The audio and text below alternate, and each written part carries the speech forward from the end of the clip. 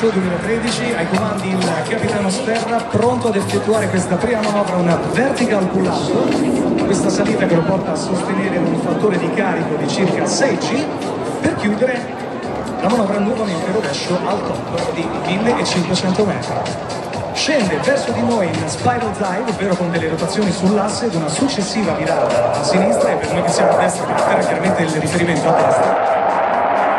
E questo qui è solamente l'inizio avvincente dell'esibizione tecnica del velivolo MX del 311° gruppo volo di pratica animale, che in questo momento va a effettuare una zone derry di riposizionamento. Andiamo subito a scoprire insieme il motore. In questa fase è la coda a sostenere il velivolo invece delle ali, e il pilota mantiene la quota attraverso il settore nostra a sinistra, quello che stiamo vedendo, il cosiddetto tonno lento o slow roll, manovra che richiede una notevole coordinazione sui comandi di volo, perché il pilota deve variare costantemente l'escursione di cloche pedaliera su tutti e tre gli assi del velivolo per generare questa rotazione lenta e costante.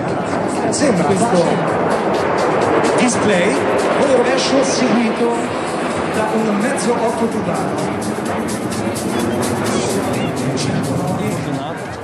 Questo sorvolo che davvero mette in evidenza le elevate capacità che ha questo aeroplano di volare anche a delle bassissime velocità. Muso a cabrare, flap in estrazione per generare un maggior sostentamento del velivolo, che in questo momento vedete sembra quasi fermo.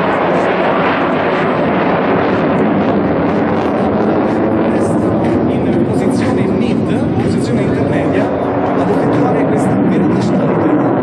La seconda che dovete osservare come proprio con l'estrazione dei flap il raggio di questa virata diventa molto più stretta rispetto alle precedenti manovre orizzontali. Vediamo che si ripresenta ovviamente attraverso della display line.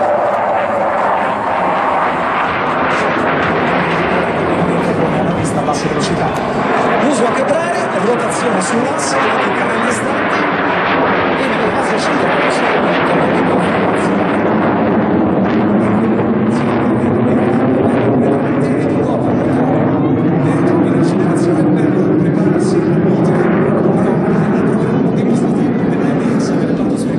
Eccolo, signore e signori, di fronte a noi massima spinta dei motori, 7G e un mezzo tonno in verticale per salutare il